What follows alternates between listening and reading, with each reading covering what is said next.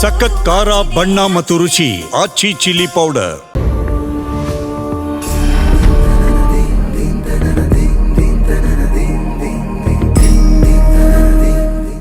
ನಮಸ್ಕಾರ. ಅಖಂಡ ಜ್ಯೋತಿಷ್ಯ ವಿಶೇಷ ಕಾರ್ಯಕ್ರಮಕ್ಕೆ ಸ್ವಾಗತ.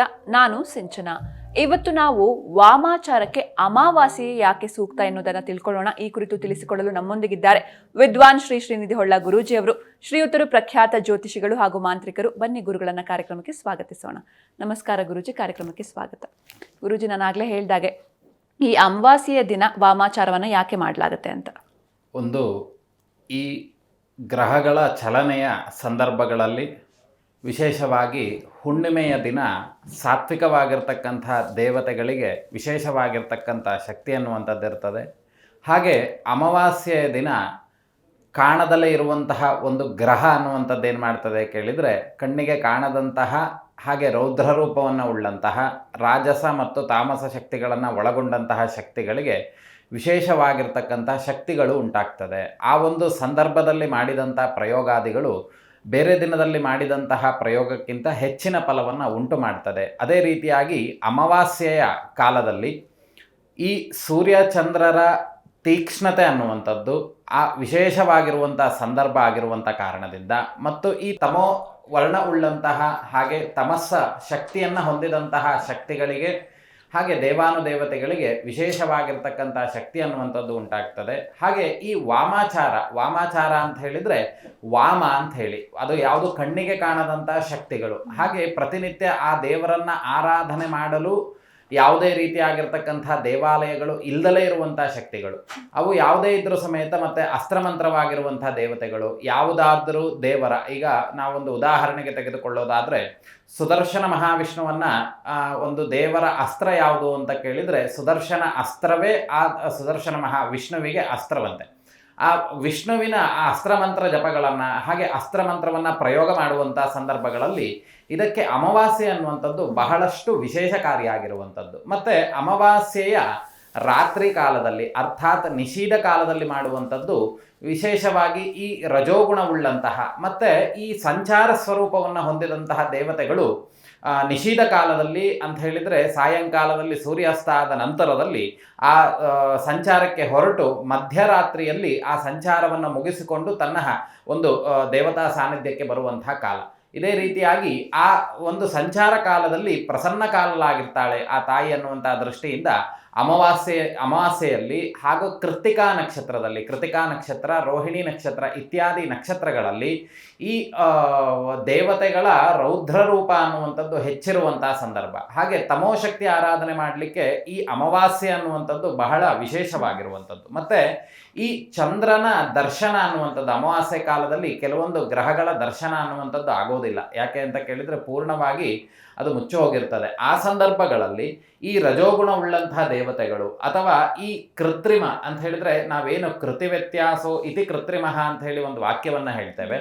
ಆ ಕೃತ್ರಿಮ ಕೆಲಸಗಳನ್ನು ಅಥವಾ ಒಬ್ಬರನ್ನು ಆಭಿಚಾರ ಕ್ರಿಯೆಗಳು 64 ವಿದ್ಯೆಗಳಲ್ಲಿ ಒಂದು ವಿದ್ಯೆ ಆಗಿರುವಂತಹ ಆಭಿಚಾರ ಕ್ರಿಯೆ ಅನ್ನುವಂಥದ್ದು, ಹಾಗೆ ಒಬ್ಬರನ್ನು ತೊಂದರೆ ಮಾಡಲಿಕ್ಕೋಸ್ಕರವಾಗಿ ಅವರಿಗೆ ನಷ್ಟವನ್ನು ಉಂಟು ಮಾಡಲಿಕ್ಕೋಸ್ಕರವಾಗಿ ಹಾಗೆ ಯಾವುದಾದ್ರೂ ಮನುಷ್ಯರನ್ನು ಉದ್ದೇಶಪೂರ್ವಕವಾಗಿ ಒಂದು ಕಡೆಯಿಂದ ಇನ್ನೊಂದು ಭಾಗಕ್ಕೆ ಓಡಿಸುವಂಥದ್ದಾಗಲಿ ಅಥವಾ ಅವರನ್ನು ಭಯಪಡಿಸುವಂಥದ್ದಾಗಲಿ ಅಥವಾ ಅವರ ಕೆಲಸಗಳಿಗೆ ಉನ್ನತಿ ಬರದಲೇ ಇರುವಂಥ ರೀತಿಯಲ್ಲಿ ಅವರನ್ನು ಈ ಷಟ್ಪ್ರಯೋಗಾದಿಗಳು ಆಕರ್ಷಣೆ ಮಾಡುವಂಥದ್ದು, ಮೋಹನ ಮಾಡುವಂಥದ್ದು, ಸ್ತಂಭನ ಮಾಡುವಂಥದ್ದು, ವಿದ್ವೇಷಣ ಮಾಡುವಂಥದ್ದು, ಉಚ್ಚಾಟನ ಮಾಡುವಂಥದ್ದು, ಮಾರಣ ಮಾಡುವಂಥದ್ದು, ಇವೆಲ್ಲವೂ ಏನಾಗ್ತದೆ ಅಂತ ಕೇಳಿದರೆ ಅಮಾವಾಸ್ಯೆ ಕಾಲದಲ್ಲಿ ವಿಶೇಷವಾಗಿರ್ತಕ್ಕಂಥ ಶಕ್ತಿಗಳಿರ್ತದೆ. ಯಾಕಂತ ಹೇಳಿದರೆ ಆ ಒಂದು ಕಾಲದಲ್ಲಿ ಆ ಗ್ರಹಗಳ ಚಲನೆ ಅನ್ನುವಂಥದ್ದು ಈ ಒಂದು ದೇವತೆಗಳ ಅನುಷ್ಠಾನವನ್ನು ಮಾಡುವಂಥದ್ದಕ್ಕೆ ಹೆಚ್ಚಿನ ಬಲವನ್ನು ತಂದುಕೊಡ್ತದೆ. ಆದ್ದರಿಂದ ಅಮಾವಾಸ್ಯೆ ಕಾಲಗಳಲ್ಲಿ, ಪರ್ವಕಾಲಗಳಲ್ಲಿ ಈ ಕೃತ್ರಿಮ ಆಭಿಚಾರಗಳನ್ನು ವಾಮ ಮಾರ್ಗ ಅಂತ ಹೇಳಿದರೆ ಎಡಗೈ ಕೆಲಸ ಅಂತೇಳಿ ನಾವು ಅರ್ಥ ಆಗುವಂಥ ರೀತಿಯಲ್ಲಿ ಹೇಳ್ಬೋದು. ಅಂತ ಹೇಳಿದರೆ ಒಬ್ಬರಿಗೆ ಕೆಟ್ಟದನ್ನು ಮಾಡುವಂಥದ್ದು,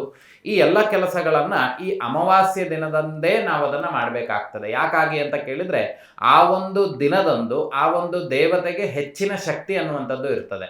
ಮತ್ತು ಇನ್ನೊಂದು ರೀತಿಯಾಗಿ ಹುಣ್ಣಿಮೆ ಕಾಲಗಳಲ್ಲಿ ನಾವು ಶುಭವಾಗಿರ್ತಕ್ಕಂಥ ದೇವತೆಗಳನ್ನು, ಸಾತ್ವಿಕವಾಗಿರ್ತಕ್ಕಂಥ ಆಗಿರ್ತಕ್ಕಂಥ ದೇವತೆಗಳನ್ನು ಆರಾಧನೆ ಮಾಡ್ತೇವೆ. ಅವತ್ತಿನ ದಿನದಲ್ಲಿ ನಿಷೀಧ ಕಾಲದಲ್ಲಿ ಸಾಯಂಕಾಲದಲ್ಲಿ ಪೂಜೆ ಅನ್ನುವಂಥದ್ದು ಇರೋದಿಲ್ಲ, ಪ್ರಾತಃ ಕಾಲದಲ್ಲಿ ಪೂಜೆ ಅನ್ನುವಂಥದ್ದು ಮಾಡ್ತಾರೆ. ಯಾಕಾಗಿ ಅಂತ ಕೇಳಿದರೆ ಅದು ಶುಭವಾಗಿರುವಂಥ ಕೆಲಸ, ಸಾತ್ವಿಕವಾಗಿರ್ತಕ್ಕಂತಹ ಕೆಲಸ. ಏನು ಹೇಳಿದ್ದಾರೆ ಅಂತ ಕೇಳಿದರೆ, ಸಾತ್ವಿಕವಾಗಿರ್ತಕ್ಕಂತಹ ದೇವತೆಗಳನ್ನು ಸೂರ್ಯ ಉದಯ ಇರುವಂತಹ ಸಂದರ್ಭಗಳಲ್ಲಿ ಆಚರಣೆ ಮಾಡಬೇಕು ಅನ್ನುವಂಥ ವಿಚಾರಗಳನ್ನು ಹೇಳಿದ್ದಾರೆ. ಅದೇ ರೀತಿಯಾಗಿ ರಜಸ್ಸು ಶಕ್ತಿ ಇರುವಂಥದ್ದು, ತಮಸ್ಸು ಶಕ್ತಿ ಇರುವಂಥದ್ದು, ಇವೆಲ್ಲವೂ ಏನಾಗ್ತದೆ ಅಂತ ಕೇಳಿದರೆ ಈ ದೇವತೆಗಳನ್ನು ಆರಾಧನೆ ಮಾಡಲಿಕ್ಕೆ ನೀವು ನಿಷೀಧ ಕಾಲವೇ ಆಗಬೇಕು. ಅರ್ಥಾತ್ ಯಾವಾಗ ಸೂರ್ಯ ಅನ್ನುವಂಥದ್ದು ಮುಳುಗ್ತದೆಯೋ ಆ ಸೂರ್ಯ ಮುಳುಗಿದ ನಂತರ ಈ ದೇವತಾರಾಧನೆಯನ್ನು, ದೇವತಾ ಅನುಷ್ಠಾನವನ್ನು ಅಥವಾ ಅದಕ್ಕೆ ಸಂಬಂಧಿತವಾಗಿರ್ತಕ್ಕಂಥ ಪ್ರಯೋಗಾದಿಗಳನ್ನು ಮಾಡುವಂಥದ್ದು. ತದನಂತರದಲ್ಲಿ ಗ್ರಹಣ ಕಾಲದಲ್ಲಿ ಇವೆಲ್ಲವೂ ಸಮೇತ ತಮೋವರ್ಣ ಅನ್ನುವಂಥದ್ದು ಹೆಚ್ಚಾಗಿರ್ತದೆ. ಈಗ ನಮ್ಮ ಮನೆಯಲ್ಲೆಲ್ಲ ಹಿರಿಯರೆಲ್ಲ ಹೇಳ್ತಾ ಇದ್ರು ಹಿಂದಿನ ಕಾಲದಲ್ಲಿ, ಅಮಾವಾಸ್ಯೆ ರಾತ್ರಿ, ನೀವು ರಾತ್ರಿ ಕಾಲದಲ್ಲಿ ಹೊರಗಡೆ ಹೋಗಬಾರ್ದು ಅಂತ ಹೇಳಿ. ಯಾಕಾಗಿ ಅಂತ ಕೇಳಿದರೆ ಆ ಒಂದು ಸಂದರ್ಭಗಳಲ್ಲಿ ಈ ಅಂಗದೇವತೆ ಅಸ್ತ್ರದೇವತೆಗಳು ಸಂಚಾರದಲ್ಲಿರ್ತಾರೆ. ಅದೇ ರೀತಿಯಾಗಿ ಅಂಗದೇವತೆಗಳು ಅಸ್ತ್ರದೇವತೆಗಳ ಅಧೀನದಲ್ಲಿರುವಂತಹ ಪ್ರೇತತ್ವ ಆಗಿರಬಹುದು, ಅಥವಾ ನಮ್ಮ ಮನೆಯ ಒಂದು ಭಾಗದಲ್ಲಿ ಇರುವಂತಹ ಪ್ರೇತತ್ವ ಅನ್ನುವಂಥದ್ದಾಗಿರ್ಬೋದು, ಈ ಎಲ್ಲ ರೂಪ ಧಾರಣೆಯನ್ನು ಮಾಡಿದಂತಹ ತಮಸ್ಸು ಶಕ್ತಿ ಉಳ್ಳಂತಹ ದೇವತೆಗಳು ಆ ಒಂದು ಕಾಲದಲ್ಲಿ ಸಂಚಾರವನ್ನು ಇಟ್ಟುಕೊಂಡಿರ್ತದೆ. ಆ ಕಾರಣದಿಂದ ಬೇರೆ ಯಾವುದೇ ಮನುಷ್ಯರು ಆ ಒಂದು ಸಂದರ್ಭಗಳಲ್ಲಿ ಹೊರಗಡೆ ಹೋಗಬಾರ್ದು ಅನ್ನುವಂಥ ವಿಚಾರಗಳನ್ನು ನಮ್ಮ ಹಿರಿಯರು ಹೇಳ್ತಾ ಇದ್ರು. ಯಾಕಾಗಿ ಅಂತ ಕೇಳಿದರೆ ಆ ಒಂದು ರೌದ್ರವಾಗಿರ್ತಕ್ಕಂಥ ದೇವತೆಗಳ ಸಂಚಾರ ಸಂದರ್ಭಗಳಲ್ಲಿ ಮನುಷ್ಯರಾದವರು ಸಂಚಾರವನ್ನು ಮಾಡುವಂಥದ್ದು ಅಷ್ಟು ಉಕ್ತವಾಗಿರುವಂಥದ್ದಲ್ಲ. ಆ ಕಾರಣದಿಂದ ಅಮಾವಾಸ್ಯೆಯಲ್ಲಿ ಈ ಆಭಿಚಾರ ಕ್ರಿಯೆಗಳಿಗೆ ಅಥವಾ ಈ ತಮೋವರ್ಣ ಪ್ರಧಾನವಾಗಿರುವಂಥ ದೇವತೆಗಳನ್ನು ಆರಾಧನೆ ಮಾಡುವಂಥದ್ದು, ಅಥವಾ ಒಬ್ಬರನ್ನು ತೊಂದರೆ ಪಡಿಸ್ಲಿಕ್ಕೋಸ್ಕರವಾಗಿ ಮಾಡುವಂತಹ ಕ್ರಿಯೆಗಳಾಗಿರಬಹುದು, ಪ್ರಯೋಗಾದಿಗಳಾಗಿರಬಹುದು, ಅವೆಲ್ಲವೂ ಸಮೇತ ಏನಾಗ್ತದೆ ಅಂತ ಕೇಳಿದರೆ ಅಮಾವಾಸ್ಯೆಯಲ್ಲಿ ವಿಶೇಷವಾಗಿರ್ತಕ್ಕಂಥ ಫಲಗಳನ್ನು ಕೊಡ್ತದೆ. ಇನ್ನು ವಿಶೇಷವಾಗಿ ಅಮಾವಾಸ್ಯೆ ಕಾಲದಲ್ಲಿ ಜಪತಪಾನುಷ್ಠಾನಗಳನ್ನು ಬಹಳಷ್ಟು ಫಲ ಕೊಡ್ತದೆ ಅಂತೇಳಿ ಹೇಳಿದ್ದಾರೆ. ಹೇಗೆ ನಮ್ಮ ಹತ್ತಿರ ಒಂದು ಅಸ್ತ್ರ ಇತ್ತು ಅಂತಾದರೆ, ಅರ್ಥಾತ್ ಯಾವುದಾದ್ರೂ ಆಯುಧ ಇತ್ತು ಅಂತಾದರೆ, ಅದನ್ನು ನಾವು ಬಳಸಬೇಕು ಅನ್ನುವಂಥ ಉದ್ದೇಶ ಇತ್ತು ಅಂತಾದಾಗ ನಾವೇನು ಮಾಡ್ತೇವೆ, ಅದನ್ನು ತುಂಬ ಹರಿತವಾಗಿರುವಂತೆ ಅದನ್ನು ಸಿದ್ಧಪಡಿಸ್ತೇವೆ. ಹರಿತ ಅಂತ ಹೇಳಿದರೆ ಹೆಚ್ಚು ಚೂಪಾಗಿರುವಂತೆ ಅದನ್ನು ನಾವು ಮಾಡ್ಕೊಳ್ತೇವೆ. ಯಾಕೆ ಅಂತ ಕೇಳಿದರೆ ನಮ್ಮ ದೇಹ ಸಂರಕ್ಷಣೆಗಾಗಿರಬಹುದು ಅಥವಾ ನಮ್ಮ ಕೆಲಸಗಳನ್ನು ಮಾಡಲಿಕ್ಕೋಸ್ಕರವಾಗಿ ಆಗಿರಬಹುದು, ಕೆಲಸ ಅನ್ನುವಂಥದ್ದು ಶೀಘ್ರವಾಗಿ ಆಗಬೇಕು ಅನ್ನುವಂಥ ದೃಷ್ಟಿಯಿಂದ ಈ ಆಯುಧಗಳನ್ನು ಹೇಗೆ ಹರಿತ ಆಗುವಂತೆ ನಾವು ಮಾಡ್ತೇವೆಯೋ ಅದೇ ರೀತಿ ಈ ಅಮಾವಾಸ್ಯೆ ದಿನಗಳಲ್ಲಿ ಮಾಡುವಂತಹ ಈ ಒಂದು ಜಪ ತಪ ಅನುಷ್ಠಾನಗಳಾಗಿರಬಹುದು, ಪ್ರಯೋಗಾದಿಗಳಾಗಿರಬಹುದು, ಅವರ ಸಾಧಕನ ಹತ್ತಿರ ಇರುವಂತಹ ಅಸ್ತ್ರಾದಿಗಳು ಅನ್ನುವಂಥದ್ದೇನಿದೆ ಅಥವಾ ಅಸ್ತ್ರದೇವತೆಗಳು ಅನ್ನುವಂಥದ್ದೇನಿದೆ ಅದರ ಶಕ್ತಿ ಅನ್ನುವಂಥದ್ದು ಹೆಚ್ಚಾಗ್ತಾ ಹೋಗ್ತದೆ ಆ ಕಾಲದಲ್ಲಿ ಮಾಡಿದಂಥ ಅನುಷ್ಠಾನಗಳು. ಅದಕ್ಕಾಗಿಯೇ ನಾವು ಮುಂಚೆ ಹೇಳಿದಂಥ ರೀತಿಯಲ್ಲಿ ಹರಿತ ಮಾಡುವಂಥದ್ದು, ಅರ್ಥಾತ್ ಅದನ್ನು ಅಸ್ತ್ರವನ್ನು ಚೂಪು ಮಾಡುವಂಥದ್ದು, ಮಾಡಿದಷ್ಟು ಕೆಲಸ ಅನ್ನುವಂಥದ್ದು ಹೇಗೆ ಬೇಗ ಆಗ್ತದೆಯೋ ಈ ಅಮಾವಾಸ್ಯೆ ಮತ್ತೆ ನಂತರದಲ್ಲಿ ರೋಹಿಣಿ ನಕ್ಷತ್ರ, ನಂತರದಲ್ಲಿ ಕೃತ್ತಿಕಾ ನಕ್ಷತ್ರವಾಗಿರಬಹುದು, ಇವೆಲ್ಲವೂ ಸಮೇತ ಅಗ್ನಿ ನಕ್ಷತ್ರಗಳಾಗಿರ್ತದೆ. ಹಾಗೆ ಈ ಅಮಾವಾಸ್ಯೆಯ ಸಂದರ್ಭಗಳಲ್ಲೂ ಅಸ್ತ್ರದೇವತೆಗಳಿಗೆ ವಿಶೇಷವಾಗಿರ್ತಕ್ಕಂಥ ಶಕ್ತಿಗಳು ಬರ್ತದೆ. ಆದ್ದರಿಂದ ಆ ಸಂದರ್ಭದಲ್ಲಿ ಮಾಡುವಂತಹ ಒಂದು ಜಪತಪಾನುಷ್ಠಾನಗಳು ಆ ಒಂದು ವ್ಯಕ್ತಿಯ ಅಸ್ತ್ರದೇವತೆಯ ಅನುಗ್ರಹ ಅನ್ನುವಂಥದ್ದು ಹೆಚ್ಚಾಗ್ತಾ ಹೋಗ್ತದೆ. ಹೇಗೆ ನಮ್ಮ ಒಂದು ಬ್ಯಾಂಕಿನ ಖಾತೆಯಲ್ಲಿ ಹಣವನ್ನು ನಾವು ಹೆಚ್ಚಿಟ್ಟಷ್ಟು ನಮಗೆ ಬಂಡವಾಳ ಹೆಚ್ಚಿಟ್ಟಷ್ಟು ಸಮೇತ ಅದರ ಬಡ್ಡಿ ಅನ್ನುವಂಥದ್ದು ನಮಗೆ ಹೆಚ್ಚು ಹೇಗೆ ಬರ್ತಾ ಹೋಗ್ತದೆಯೋ ಈ ಒಂದು ಗ್ರಹಣ ಕಾಲದಲ್ಲಿ ಕೃತ್ತಿಕಾ ನಕ್ಷತ್ರದಲ್ಲಿ ಅಮಾವಾಸ್ಯೆಯ ದಿನಗಳಲ್ಲಿ ಮಾಡುವಂತಹ ಜಪ ತಪ ಅನ್ನುವಂಥದ್ದು ನಮ್ಮ ಅನುಷ್ಠಾನದ ಬಲ ಅನ್ನುವಂಥದ್ದು ಹೆಚ್ಚಾಗ್ತದೆ, ನಮ್ಮ ದೇವತಾನುಗ್ರಹ ಅನ್ನುವಂಥದ್ದು ಹೆಚ್ಚಾಗ್ತದೆ, ಮಾಡುವಂತಹ ಕೆಲಸಗಳು ಶೀಘ್ರವಾಗಿ ಫಲ ಕೊಡುವಂಥದ್ದಾಗ್ತದೆ.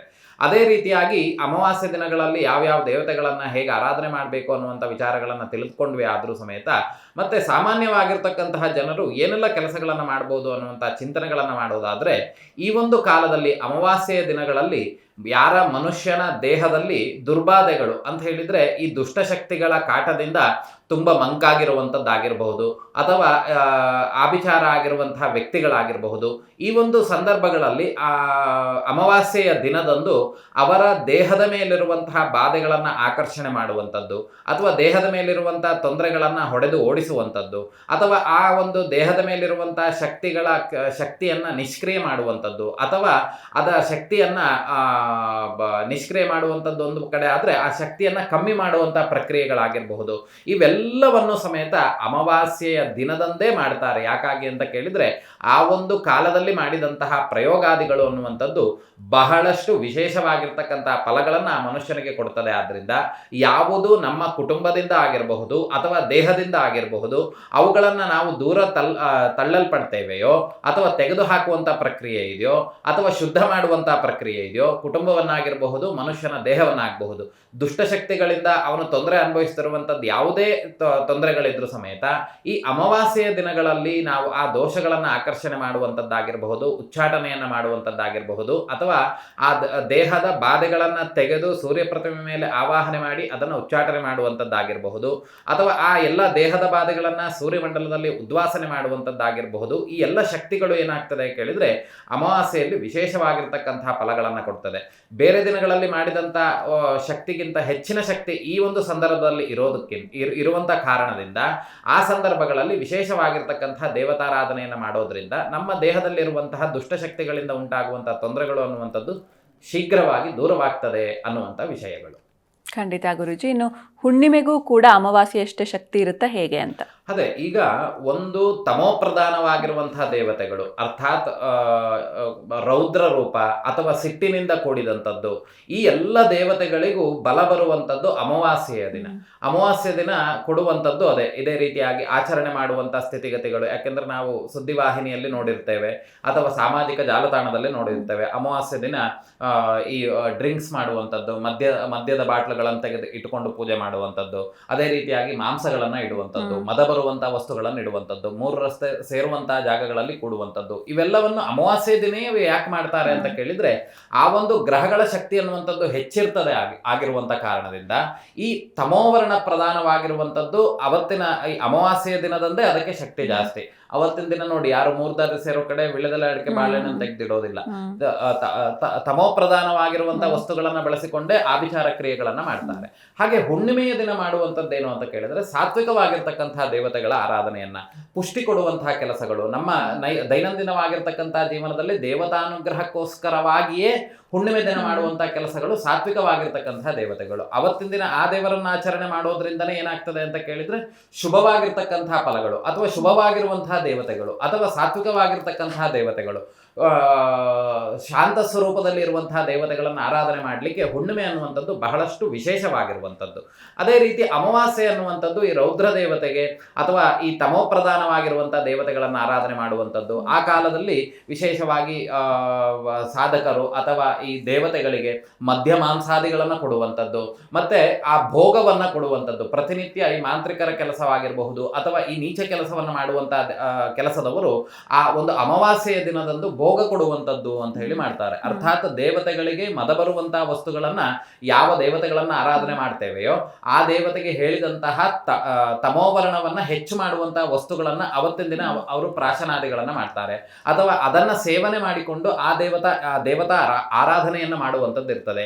ಇವೆಲ್ಲವೂ ಯಾಕಾಗಿ ಅಂತ ಕೇಳಿದ್ರೆ ಆ ದೇವತೆಯು ಇರುವಂಥದ್ದು ತಮೋ ಶಕ್ತಿ ಆಗಿರುವಂಥದ್ದು, ಮತ್ತೆ ಈ ಯಾವ ಮನುಷ್ಯನು ಆ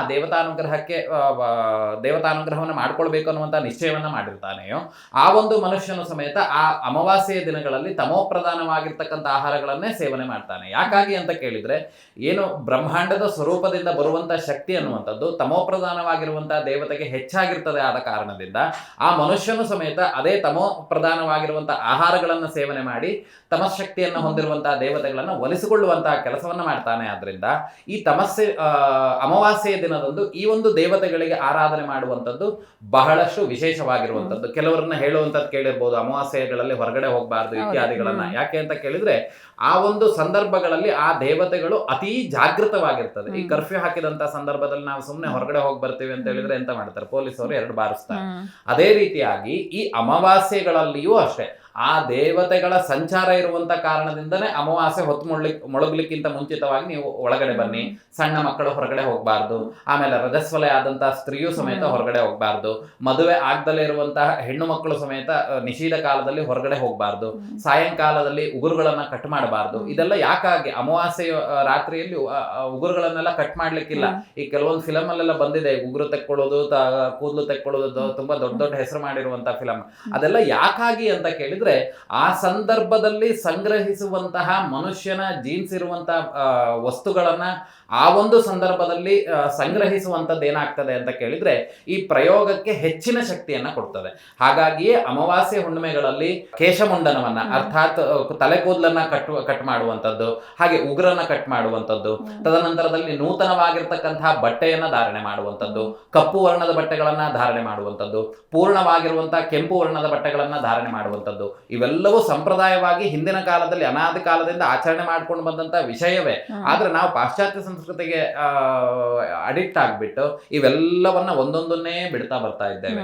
ಹಾಗಾಗಿ ಅಮಾವಾಸ್ಯೆ ಅನ್ನುವಂಥದ್ದು ಬಹಳ ತೀಕ್ಷ್ಣವಾಗಿರ್ತಕ್ಕಂಥ ಶಕ್ತಿಗಳನ್ನ ಹೊಂದಿರ್ತದೆ.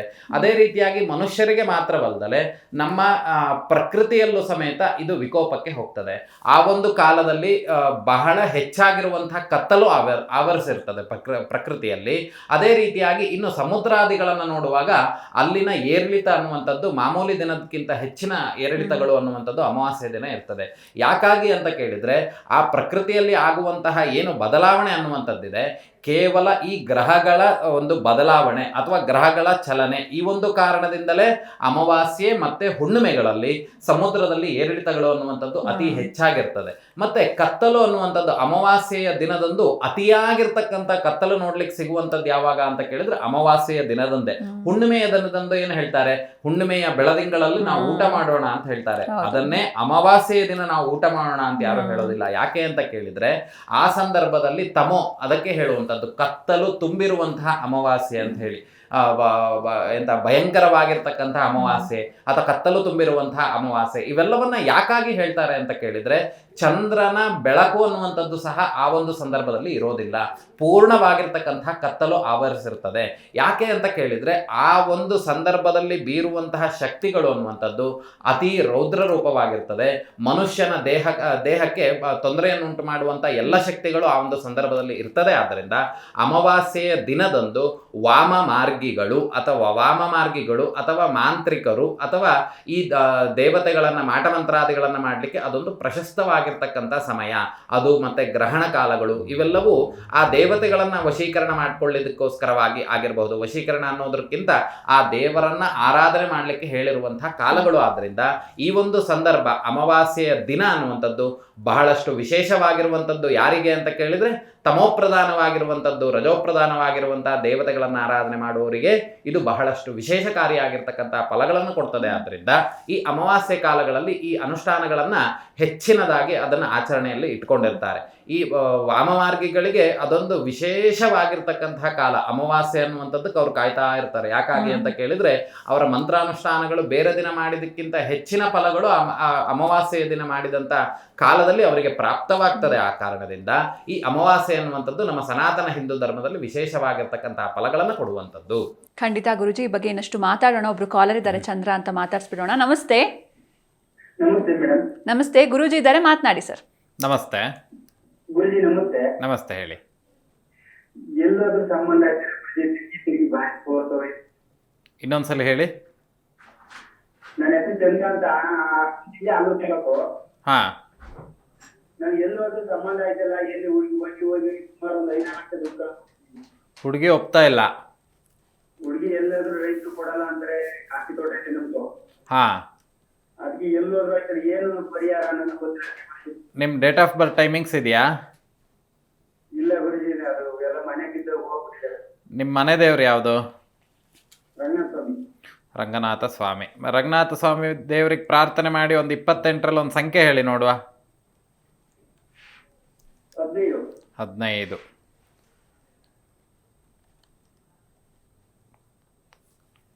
ನಿಮ್ಮ ಕುಟುಂಬದಲ್ಲಿ ಯಾರಾದರೂ ದೇವತಾ ಸೇವೆಗಳನ್ನು ಮಾಡಲಿಕ್ಕಾಗಿ ಅವರ ಜೀವನವನ್ನು ಮುಡುಪಿಟ್ಟಂಥದ್ದು, ಬಂದವರಿಗೆ ಪ್ರಸಾದಾದಿಗಳನ್ನು ಮಾಡಿಕೊಡ್ತಿದ್ದಂಥದ್ದು, ದೇವರನ್ನು ಆರಾಧನೆ ಮಾಡಿ ಅವರಿಗೇನಾದರೂ ಜ್ಯೋತಿಷ್ಯ ಹೇಳುವಂಥದ್ದು ಅಥವಾ ದೇವ್ರ ಮೈ ಮೇಲೆ ಬರ್ತಿದ್ದಂಥದ್ದು ಯಾರು ಇದ್ರಾ? ನಿಮ್ಮ ಕುಟುಂಬದ ಕುಲ ದೇವಿ ಯಾವುದು? ಲಕ್ಷ್ಮೀ ದೇವರು. ಸದ್ಯದಲ್ಲಿ ಏನಾದರೂ ಜೀರ್ಣೋದ್ಧಾರ ಇತ್ಯಾದಿಗಳಾಯ್ತಾ ದೇವಸ್ಥಾನದ್ದು? ಹಾ, ಅದೇ ವಿಷಯಗಳು ಗೊತ್ತಿರ್ಬೇಕು. ನಿಮ್ಮ ತಂದೆ ಇದ್ದಾರಾ? ಎಷ್ಟು ವರ್ಷ ಆಯ್ತು?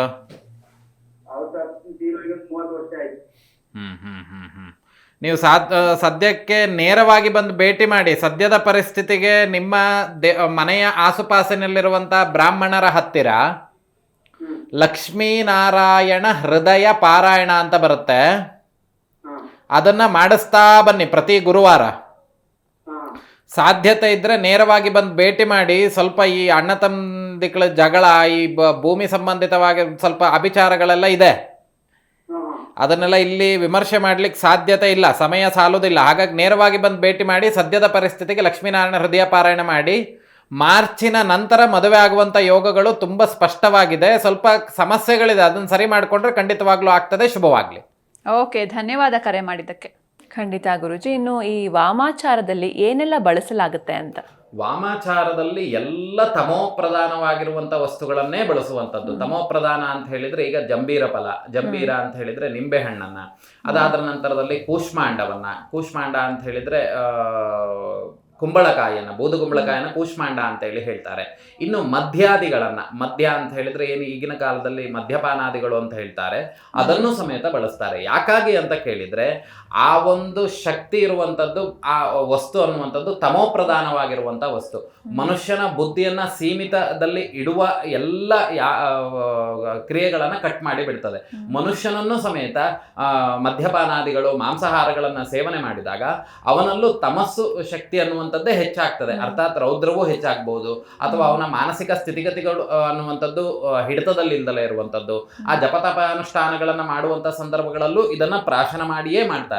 ಕೆಲವರೆಲ್ಲ ಈ ತುಂಬಾ ಅಗೋರಿಗಳಾಗಿರ್ಬೋದು, ಅವ್ರನ್ನೆಲ್ಲ ನೋಡಿರ್ಬೋದು. ಈ ಮದ ಬರುವಂತ ವಸ್ತುಗಳನ್ನೇ ಹೆಚ್ಚು ಆಶ್ರಯಿಸಿರ್ತಾರೆ. ಯಾಕಾಗಿ ಅಂತ ಕೇಳಿದ್ರೆ ಅವರು ಆರಾಧನೆ ಮಾಡುವಂತ ದೇವರು ರೌದ್ರ ರೂಪದಲ್ಲಿಯೇ ಇರ್ತಾರೆ. ಮತ್ತೆ ಆ ದೇವರನ್ನ ರೌದ್ರ ರೂಪಕ್ಕೆ ಬರಬೇಕು ಅಂತ ಆದ್ರೆ ಈ ತಮಸ್ಸು ಪ್ರಧಾನವಾಗಿರುವಂತ ಒಂದು ಆಹಾರವನ್ನೇ ಆ ದೇವತೆಗೆ ಕೊಡಬೇಕಾಗ್ತದೆ. ನಾನು ನಿಮಗೆ ಸಿಹಿಯಾಗಿರುವಂತ ವಸ್ತುಗಳನ್ನು ಕೊಟ್ಟು ನನಗೊಂದು ಏಟನ್ನು ಹೊಡಿರಿ ಅಂತ ಹೇಳಿದ್ರೆ ನಿಮಗೆ ಮನಸ್ಸು ಬರೋದಿಲ್ಲ. ಯಾಕಂದ್ರೆ ನಿಮ್ಮ ಮನಸ್ಸು ಖುಷಿಯಾಗಿರುವಂತ ಸಂದರ್ಭವಾಗಿರ್ತದೆ. ಯಾಕಂದ್ರೆ ಸಿಹಿ ಪದಾರ್ಥವನ್ನ ನೀವು ತಿಂದಿರ್ತೀರಿ. ಅದೇ ರೀತಿಯಾಗಿ ನಾನು ಆ ಒಂದು ಸಿಹಿ ಪದಾರ್ಥ ಕೊಡುವಂತ ಜಾಗದಲ್ಲಿ ಒಂದು ಮೆಣಸಿನಕಾಯಿಯನ್ನ, ಖಾರ ಇರುವಂತ ವಸ್ತುಗಳನ್ನು ನಿಮಗೆ ಕೊಟ್ಟು ನನಗೊಂದು ಹೊಡಿರಿ ಅಂತ ಹೇಳಿದ್ರೆ ಜೋರಾಗಿ ಹೊಡಿತಾರೆ. ಯಾಕಂದ್ರೆ ಆ ಖಾರ ಅನ್ನುವಂಥದ್ದು ಮನುಷ್ಯನ ಸ್ಥಿತಿಗತಿಗಳನ್ನ, ಯೋಚನಾ ಶಕ್ತಿಯನ್ನ ಹಲವಾರು ರೀತಿಯಾಗಿ ಬದಲಾವಣೆ ಮಾಡ್ತದೆ. ಅದೇ ರೀತಿಯಾಗಿಯೇ ದೇವತೆಗಳಿಗೆ ನಾವು ಆರಾಧನೆ ಮಾಡುವಂತಹ ಸಂದರ್ಭಗಳಲ್ಲಿ ಕೊಡುವಂತಹ ನೈವೇದ್ಯಾದಿಗಳು ಅನ್ನುವಂಥದ್ದು ಆ ದೇವರ ಒಂದು ಶಕ್ತಿಯನ್ನ ಬದಲಾವಣೆ ಮಾಡ್ತದೆ. ಯಾವ ರೀತಿ ಅಂತ ಕೇಳಿದ್ರೆ ರೌದ್ರ ರೂಪದಲ್ಲಿ ಆ ದೇವತಾ ಆವಾಹನೆ ಆರಾಧನೆ ಮಾಡ್ಬೇಕನ್ನುವಂಥದ್ದಿದ್ರೆ ಅದಕ್ಕೆ ಸಂಬಂಧಿತವಾಗಿರುವಂತಹ ಆಹಾರಗಳನ್ನಲ್ಲಿ ಕೊಟ್ಟಾಗ ಮಾತ್ರ ಅವಳಲ್ಲಿ ರೌದ್ರ ರೂಪ ಅನ್ನುವಂಥದ್ದು ಬರಲಿಕ್ಕೆ ಸಾಧ್ಯತೆ ಇಲ್ಲ. ಅಂತ ಹೇಳಿದ್ರೆ ಅವಳು ಸಾತ್ವಿಕ ರೂಪದಲ್ಲಿಯೇ ಬರ್ತಾಳೆ. ಮತ್ತೆ ಈ ಮಾಂತ್ರಿಕ ವಿಧಿಗಳನ್ನ ಮಾಡುವಂತವರಿಗೆ ಯಾವುದೇ ಕಾರಣಕ್ಕೂ ಸಮೇತ ಬುದ್ಧಿ ಅನ್ನುವಂಥದ್ದು ಸೀಮಿತದಲ್ಲಿ ಇರಬಾರ್ದು ಅನ್ನುವಂಥ ಉದ್ದೇಶದಿಂದ ಈ ಮಾಂಸಾದಿಗಳನ್ನ ಭಕ್ಷಣೆ ಮಾಡುವಂಥದ್ದು ಪಂಚಮಕಾರಗಳು ಅಂತ ಹೇಳಿ ಹೇಳ್ತಾರೆ. ಮದ್ಯ, ಮಾಂಸ, ಮೈಥುನ ಇತ್ಯಾದಿಗಳು ಪಂಚಮಕಾರಗಳು ಅಂತ ಹೇಳಿ ಹೇಳ್ತಾರೆ. ಅವೆಲ್ಲವೂ ಸಮೇತ ಮದ ಬರುವಂತ ವಸ್ತುಗಳೇ. ಆ ಮನುಷ್ಯನ ಬುದ್ಧಿ ಅನ್ನುವಂಥದ್ದು ಸೀಮಿತಕ್ಕೆ ಸಿಗೋದಿಲ್ಲ. ಆ ಕಾರಣಕ್ಕೋಸ್ಕರವಾಗಿಯೇ ಅಮಾವಾಸ್ಯೆ ದಿನಗಳಲ್ಲಿ ಈ ಮೊಟ್ಟೆಯನ್ನು ಬಳಸೋದು, ಮದ್ಯಾದಿಗಳನ್ನು ಬಳಸುವಂಥದ್ದು, ಇನ್ನು ಕೆಲವೊಂದು ಬಲಿಯನ್ನು ಅರ್ಪಣೆ ಮಾಡುವಂಥದ್ದು, ಇವೆಲ್ಲವೂ ಯಾಕಾಗಿ ಅಂತ ಕೇಳಿದ್ರೆ ಆ ಒಂದು ಆರಾಧನೆ ಮಾಡುವಂತ ದೇವರು ರೌದ್ರ ರೂಪದಲ್ಲಿ ಬರಬೇಕು. ಸಾಧಕನ ಇಚ್ಛೆಯನ್ನ ಪೂರೈಸಲಿಕ್ಕೋಸ್ಕರವಾಗಿ ಅವಳ ತತ್ವವೇ ರೌದ್ರ ರೂಪ ಆಗಿರುವಂತ ಕಾರಣದಿಂದ ಅವಳು ರೌದ್ರ ರೂಪದಲ್ಲಿಯೇ ಬರ್ಬೇಕನ್ನುವಂತ ಉದ್ದೇಶದಿಂದ ಅಮಾವಾಸ್ಯೆಗಳಲ್ಲಿ ಅವಳಿಗೆ ಸಿಟ್ಟು ಹೆಚ್ಚಿರ್ತದೆ. ಅದಾದ ನಂತರದಲ್ಲಿ ಕೊಡುವಂತ ವಸ್ತುವು ತಮೋಪ್ರಧಾನ, ಹಾಗೆ ಮಾಡುವಂತ ಜಪವೂ ತಮೋಪ್ರಧಾನ. ಈ ಎಲ್ಲ ದೃಷ್ಟಿಯಿಂದಲೂ ಸಮೇತ ಅಮಾವಾಸ್ಯೆ ಅನ್ನುವಂಥದ್ದು ಬಹಳಷ್ಟು ವಿಶೇಷವಾಗಿರ್ತಕ್ಕಂತಹ ಫಲಗಳನ್ನ ಸಾಧಕನಿಗೆ ಕೊಡ್ತಾ ಹೋಗ್ತದೆ. ಖಂಡಿತ ಗುರುಜಿ. ಇನ್ನು ಯಾವೆಲ್ಲ ಕಾರಣಕ್ಕೆ ವಾಮಾಚಾರವನ್ನ ಮಾಡಲಾಗುತ್ತೆ ಅಂತ? ಯಾವುದು ನಮಗೆ ಸ್ವಯಂ ಪ್ರೇರಿತವಾಗಿ ದೇವತಾನುಗ್ರಹದಿಂದ ಬರಲಿಕ್ಕೆ ಸಾಧ್ಯತೆ ಇಲ್ಲವೋ, ಹಾಗೆ ಪ್ರಶ್ನಾಚಿಂತನೆಯಲ್ಲಿ ಇದು ಪ್ರಶ್ನಾಚಿಂತನೆಯಲ್ಲಿ ಯಾವ ಕೆಲಸಗಳು ಆಗೋದಿಲ್ಲ ಅನ್ನುವಂಥ ಚಿಂತನೆಗಳು ಬರ್ತದೆಯೋ, ಬಲವಂತವಾಗಿ ದೇವತಾನುಗ್ರಹವನ್ನು ಪಡೆದುಕೊಳ್ಳುವಂಥದ್ದು, ದೇವತೆಗಳ ಅಂಗದೇವತೆಗಳಿಗೆ, ಅಸ್ತ್ರದೇವತೆಗಳಿಗೆ ಆಜ್ಞೆಯನ್ನು ಕೊಡಲ್ಪಡುವಂಥ ಮುಖಾಂತರವಾಗಿ ಅದರಿಂದ ಆ ಕೆಲಸವನ್ನು ಮಾಡಿಸ್ಕೊಳ್ಳುವಂಥದ್ದು. ಈ ಸಂದರ್ಭಗಳಲ್ಲಿ ಏನಾಗ್ತದೆ ಅಂತ ಕೇಳಿದರೆ ಈ ದೇವತೆಗಳನ್ನು ನಾವು ಬಳಸಲೇಬೇಕಾಗ್ತದೆ. ಯಾಕೆ ಅಂತ ಕೇಳಿದ್ರೆ ಈಗ ಒಂದು ಉದಾಹರಣೆಗೆ ಹೇಳುವುದಾದ್ರೆ ಒಂದು ಲವಣ ಮಂತ್ರ ಪ್ರಯೋಗವನ್ನು ಮಾಡ್ತೇವೆ. ಲವಣ ಮಂತ್ರ ಪ್ರಯೋಗವನ್ನು ಯಾಕೆ ಮಾಡ್ತೇವೆ ಅಂತ ಕೇಳಿದ್ರೆ ಆ ಒಂದು ಇಬ್ಬರ ಮಧ್ಯೆ ಕೆಲವೊಂದು ದ್ವೇಷಾದಿಗಳು ಹುಟ್ಕೊಳ್ಳಿಕ್ಕೆ, ಅಥವಾ ಅವರು ನೋಡಿದಾಗೆಲ್ಲ ಯಾರ ಪಂಚೇಂದ್ರಿಯದಲ್ಲಿ ಕಣ್ಣು ಒಂದಾಗ್ತದೆ, ಯಾರ ಕಣ್ಣಿನಿಂದ ಯಾವ ವ್ಯಕ್ತಿಯನ್ನ ನೋಡ್ತಾನೋ ಆ ವ್ಯಕ್ತಿಯವರೊಟ್ಟಿಗೆ ಎಲ್ಲರಿಗೂ ಸಮೇತ ಇವ್ರಿಗೆ ಜಗಳ ಆಗುವಂತೆ ಆಗ್ತದೆ. ಯಾಕಾಗಿ ಅಂತ ಕೇಳಿದ್ರೆ ಈ ದೇವತೆಯ ಕೆಲಸ ಕೇವಲ ದೃಷ್ಟಿ ಮಾತ್ರೇನ, ಯಾರ ಆ ದೇವತೆಯನ್ನ ಆರಾಧನೆ ಮಾಡಿ ಆ ವ್ಯಕ್ತಿಗೆ ಆ ಪ್ರಯೋಗಾದಿಗಳನ್ನು ಮಾಡಿಬಿಟ್ವಿ ಅಂತಾದ್ರೆ ಅವನ ದೃಷ್ಟಿಯಲ್ಲಿ ಯಾರನ್ನೆಲ್ಲ ನೋಡ್ತಾನೋ ಅವರೆಲ್ಲ ಇವನಿಗೆ ಶತ್ರುಗಳೇ ಆಗ್ತಾರೆ. ಯಾಕೆ ಅಂತ ಕೇಳಿದ್ರೆ ಆ ದೇವತೆಯ ಶಕ್ತಿಯೇ ಆ ರೀತಿ ಆಗಿರುವಂಥದ್ದು.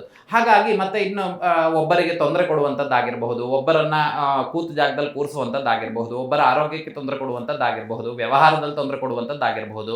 ಅದಾದ ನಂತರದಲ್ಲಿ ಇನ್ನು ವ್ಯಕ್ತಿಯ ಬುದ್ಧಿಮಾಂದ್ಯತೆ ಆಗುವಂತೆ ಆಗ್ಬೋದು, ಬುದ್ಧಿ ಸೀಮಿತದಲ್ಲಿ ಇಲ್ಲದಲ್ಲೇ ಇರುವಂಥ ರೀತಿಯಲ್ಲಿ ಮಾಡ್ಬೋದು, ದೇಹದ ಅಂಗಾಂಗಗಳನ್ನು ಚಲಿಸದಲ್ಲೇ ಇರುವಂಥ ರೀತಿಯಲ್ಲಿ ಮಾಡುವಂಥದ್ದು. ಈ ಎಲ್ಲ ಕೆಟ್ಟ ಕೆಲಸಗಳು ಅನ್ನುವಂಥದ್ದೇನಿದೆ, ಈ ಎಲ್ಲ ಕೆಲಸಗಳಿಗೂ ಸಮೇತ ತಮೋ ಪ್ರಧಾನವಾಗಿರುವಂಥ ದೇವರನ್ನೇ ಬಳಸುವಂಥದ್ದು. ನಾವು ನೋಡಿ ಶುಕ್ರವಾರ, ಮಂಗಳವಾರ ಅಥವಾ ಹುಣ್ಣಿಮೆ ದಿನಗಳಲ್ಲಿ ದೇವ್ರಿಗೆ ತಗೊಂಡೋಗಿ ಡ್ರಿಂಕ್ಸ್ ಅನ್ನೆಲ್ಲೂ ಕೊಡೋದಿಲ್ಲ.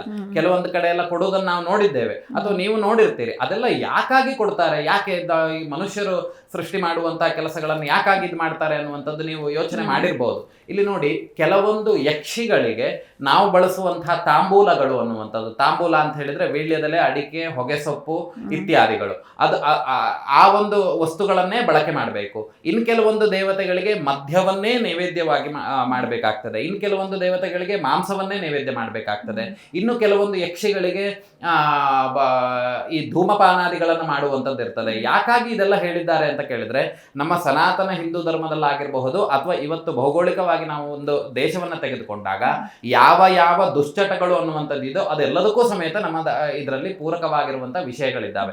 ಅದರಿಂದ ಅನುಕೂಲ ಆಗುವಂಥದ್ದು ಇದೆ. ಇನ್ನು ಆಯುರ್ವೇದದಲ್ಲೂ ಅಷ್ಟೇ, ನೀವು ಆಯುರ್ವೇದವನ್ನ ತೆಗೆದುಕೊಂಡ್ರಿ ಅಂತ ಆದ್ರೆ ಅಲ್ಲೂ ಸಮೇತ ಮದ್ಯವನ್ನ ಔಷಧ ರೂಪದಲ್ಲಿ ಬಳಸ್ತಾರೆ. ಆದರೆ ಇಲ್ಲಿ ಏನಾಗ್ತದೆ ಅಂತ ಕೇಳಿದ್ರೆ ಅದು ರೌದ್ರಕ್ಕೆ ಹೋಗ್ಲಿಕ್ಕೋಸ್ಕರವಾಗಿ ಮಾತ್ರ ಬಳಸೋದಾದ್ರಿಂದ ಎಲ್ಲ ದೇವತೆಗಳನ್ನು ನಾವು ತೆಗೆದುಕೊಂಡು ಹೋಗಿ ಗಣಪತಿಗೆ ತಗೊಂಡೋಗಿ ನಾವು ಇನ್ನೊಂದೇನೋ ಮಾಡ್ತೇವೆ ಅಂತ ಹೇಳಿದ್ರೆ ಗಣಪತಿ ಮತ್ತೆ ಸಾತ್ವಿಕ ರೂಪದಲ್ಲಿರುವವನು ಅವನು ಕೋಪತತ್ವಕ್ಕೆ ಹೋಗಿ ಮತ್ತೆ ಕಷ್ಟಗಳನ್ನು ಉಂಟು ಮಾಡ್ತಾನೆ.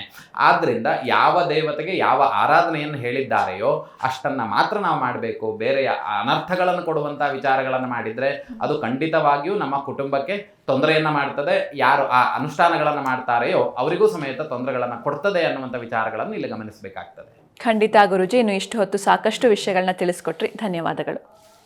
ನೋಡಿದ್ರಲ್ವಾ ವೀಕ್ಷಕರೇ, ಇವತ್ತಿನ ಸಂಚಿಕೆಯಲ್ಲಿ ಬಹಳಷ್ಟು ಮಾಹಿತಿಯನ್ನು ತಿಳ್ಕೊಂಡ್ವಿ. ಮತ್ತೆ ಮುಂದಿನ ಸಂಚಿಕೆಯಲ್ಲಿ ಭೇಟಿಯಾಗೋಣ. ನೋಡ್ತಾ ಇರಿ ಜೀ ಕನ್ನಡ ನ್ಯೂಸ್, ಸತ್ಯವೇ ಸುದ್ದಿಯ ಜೀವಾಳ.